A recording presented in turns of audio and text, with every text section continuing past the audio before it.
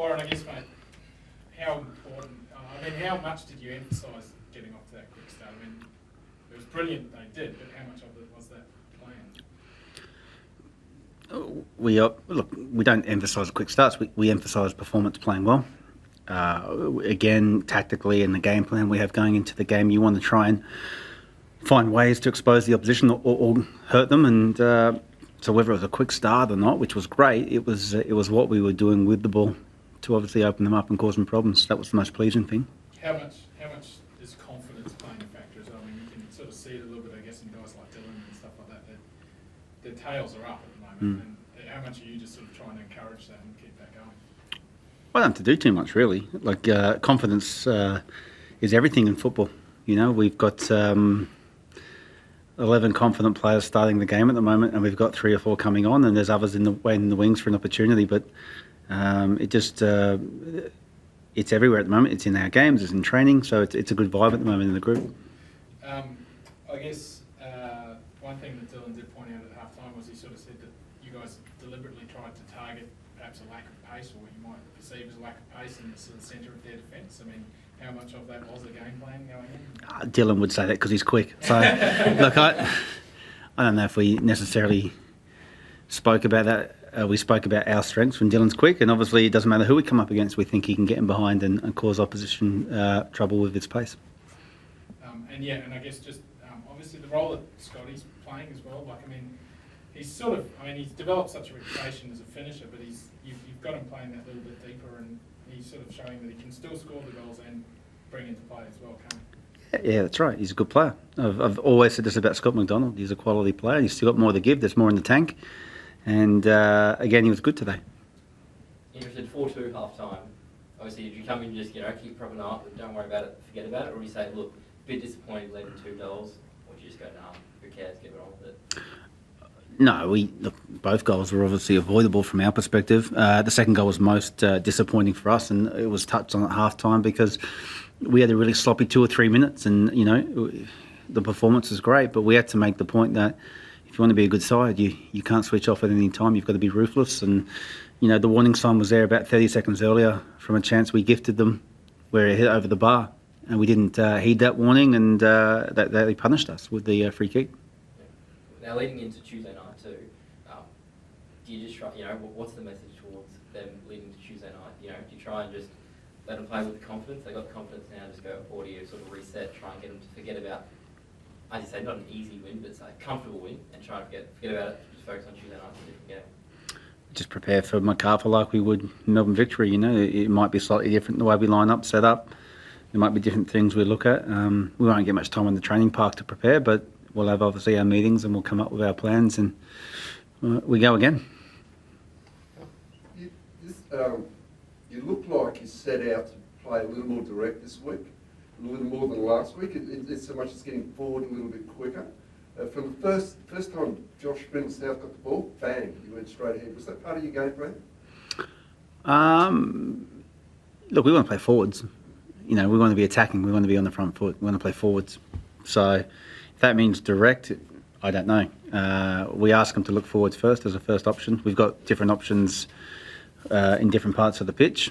That was a great build-up, passage of play from memory, that first one you're talking about, and it was just a great first-time ball in behind their back four for Dills, and it set the tone nice and early in the game. Just regarding Josh Brisbane South, it wasn't even in the squad last week. He's in the starting lineup this week. Is he set out for a specific role in the side? Josh had a bit of a knock, actually. That's why he wasn't on the bench last week. Just a bit of a cork, nothing serious. Look, we know we've got a very good player in Josh waiting in the wings, but we've also got 2 very good fullbacks or wingbacks in our team, in Corey and Jack. So we're blessed for options in that position. Saw an A-League debut for Keegan Yelisic. What do you think he's got to bring to the table? Anything he wants, to be honest with you. He's got a lot of talent, a lot of potential. He didn't get much time tonight, but it was pleasing to get him on.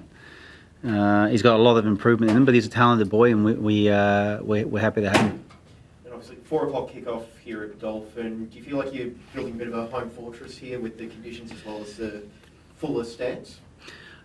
I've said this before, and the players think we love playing here. We love being here. It's just a great atmosphere.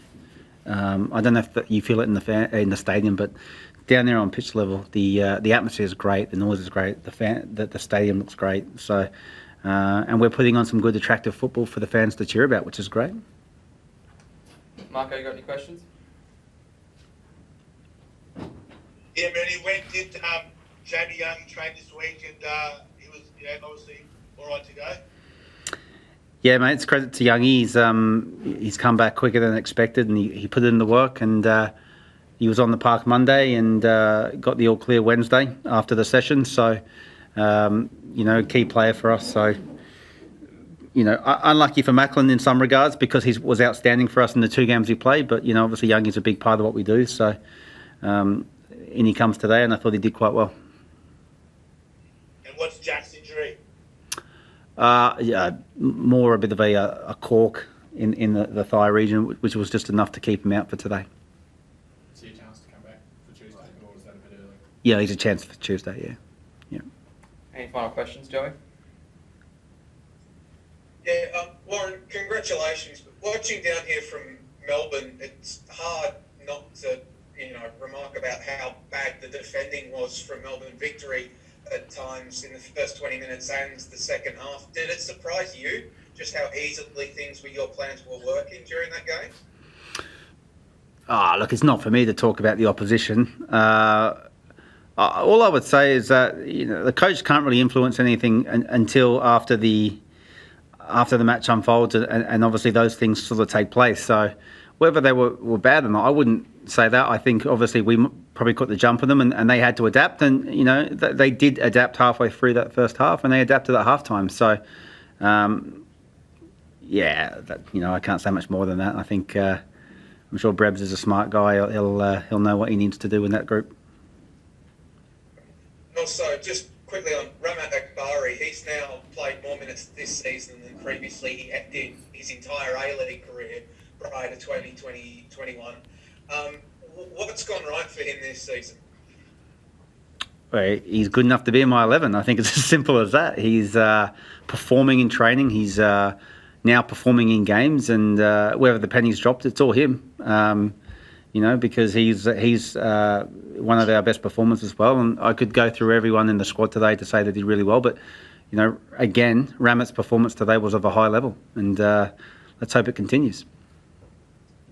Where would you like to see him improve? It's a tough one to say right now. I think he's giving us a lot with and without the ball. It's I'm just really pleased with what he's doing right now. I think all players can improve, and there's certain parts of his game I'm sure he would know what he needs to do, but right now he's given us a lot, and we're really, really happy for him. Yeah, final question. Ed. Cheers, mate. Thanks, mate. Warren, in a similar vein, Riku, and the impact, he's a young fellow, has come to a different country, different league, all that sort of stuff. How is he playing above where you thought he might be at the moment, or is he sort of, have you known he's going to sort of have that kind of impact all along? I knew of his quality, but he's young, so he's hungry. He wants an opportunity. He wasn't getting much opportunity in the J-League. He's come here for an opportunity. And with young players, when you give them an opportunity, you're going to get that from them. And he's no different. Dylan is hungry. Jesse's hungry. All the boys come in, Kai, they're hungry. They want to play. They want to perform. They want to do well. So I think when you've got that core group of youngsters coming in, doing well, mixed with the senior boys who obviously give that experience around the park, it's a great little blend right now. And Riku's definitely a part of that. All good. Thanks, Warren. Thanks, guys. Cheers. Warren? Yeah, mate. Yeah, mate, just one more. It's been a big week for the club. You re-signed your captain for 3 years.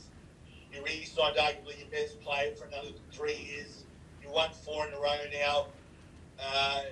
Can you sense, I know it's early in the season, but can you sense something good building and that you can, make a run for it this season? Look, mate, I got full belief in this squad that we're going to do well. It's still early days, obviously. We're not getting too far ahead of ourselves, but it's a great start for the club. It's great that we've re-signed both those players in the skipper and Jay.